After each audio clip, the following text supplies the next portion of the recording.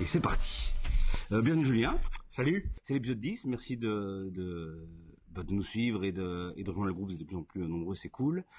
Qui tu es? Julien, je suis cofondateur de Bloom Life.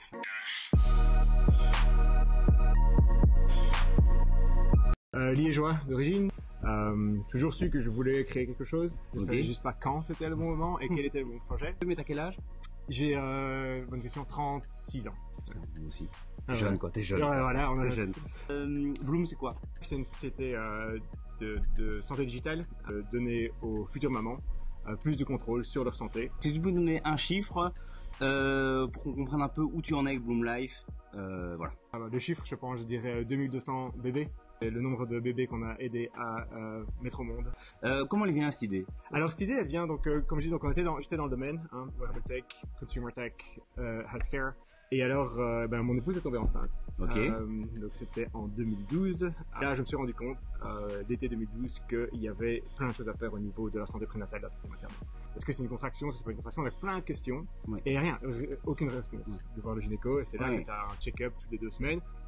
En dehors de ça, rien du tout. On a appris très rapidement que finalement, il n'y a pas grand-chose qu'on connaît aujourd'hui au niveau du suivi d'une grossesse, quoi. Et donc il y a vraiment un besoin ou un intérêt, je dirais, à ce moment c'était plus un intérêt au niveau des médecins de dire ok, si on pouvait avoir des données plus continues, ce qu'on dit de manière longitudinale sur le long de la grossesse, il y a vraiment un truc qu'on pourrait faire à ce niveau-là.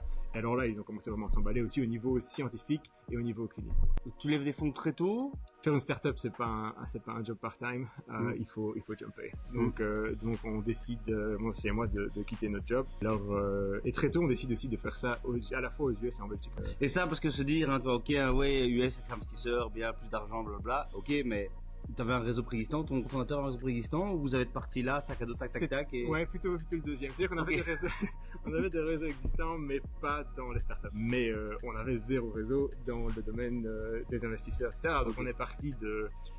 Bon, peut-être un peu fou, mais on s'est dit ok, on se casse. Puis on avait l'ambition de développer une plateforme super élaborée qui allait tout faire, et puis après on s'est rendu compte, on va déjà essayer de faire un truc, et faire un truc bien, et puis après on verra pour la suite. Donc bref, on a fait des essais-erreurs, on parlait beaucoup aux mamans. Donc à ce moment-là, tu fais pas encore d'hardware alors?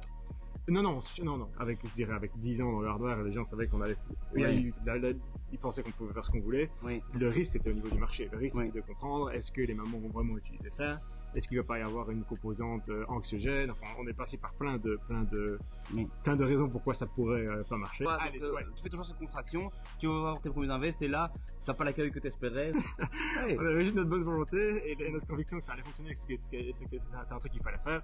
Mais du coup, là, on s'est heurté, surtout dans la Silicon Valley, à des investisseurs qui voyaient pas du tout la raison du pourquoi. On a entendu des choses du style, la santé féminine, c'est un marché niche. Une levée de fonds pour développer un système qui va aider le cancer de la prostate, il va lever 50 millions, mais pour des bébés, tu cravaches pour enlever deux, quoi. Donc, vraiment dû restreindre, si tu veux, et choisir les investisseurs qu'on allait pitcher, avec qui on commençait à entretenir une relation. Donc, c'était important pour nous d'avoir des investisseurs qui ne sont pas là juste pour un quick win. Donc là-bas, t'arrivais assez pour connecter ces investisseurs-là, du cold call, les cold mail, ou non, t'avais des intros à gauche à droite? Ouais, de fil en aiguille, on s'est entouré d'advisors qui étaient actifs dans la vallée, et de là, de fil en aiguille, tu crées ton réseau. Et, le premier round à Family and Friends, c'était en 2014. Okay. On a fait le seed en octobre 2015.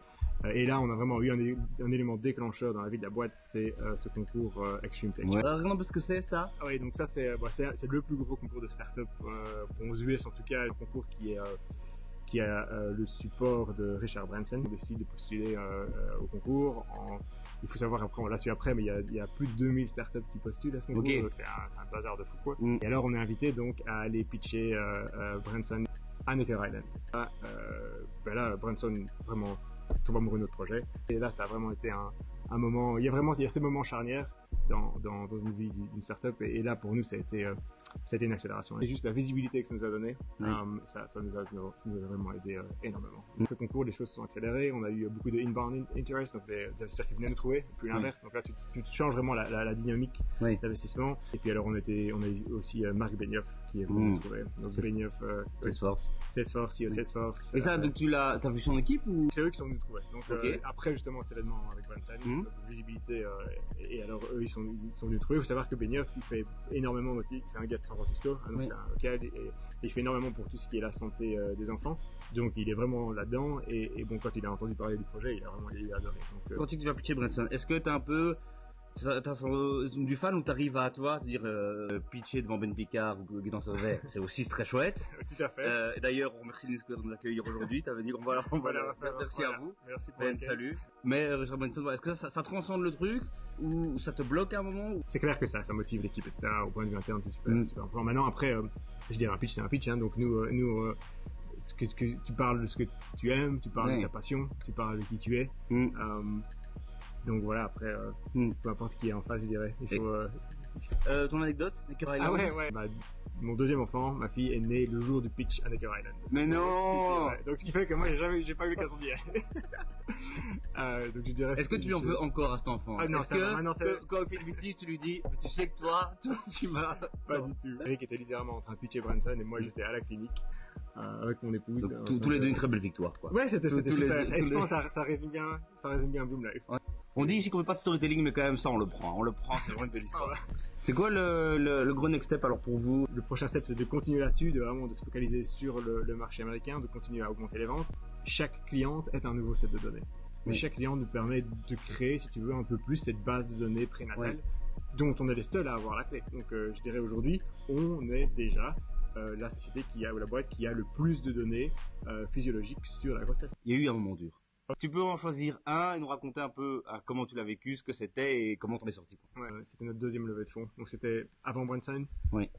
Il y a vraiment un avant et après pour nous. Je disais, au début, on a perdu beaucoup de temps à parler aux mauvaises personnes, des gens qui finalement n'avaient rien à cirer de ce qu'on faisait. Et donc du coup, t'arrives short quoi. Hein. Tu te dis il va falloir quand même qu'on lève. Ouais. Donc ça je pense c'était une partie plus difficile, et bon et là il faut y croire quoi. Il faut te dire non, ce qu'on fait, et nous ce qui est fort, c'est toujours qu'on a eu toujours cette sensation profonde que c'était the right thing to do. Un grand merci, que la vie de tout le monde aille bien jusqu'au prochain épisode. Bon retour à SF. Merci. Et on se voit l'année prochaine pour voir où on est en clinique. Ça roule. Salut à tous.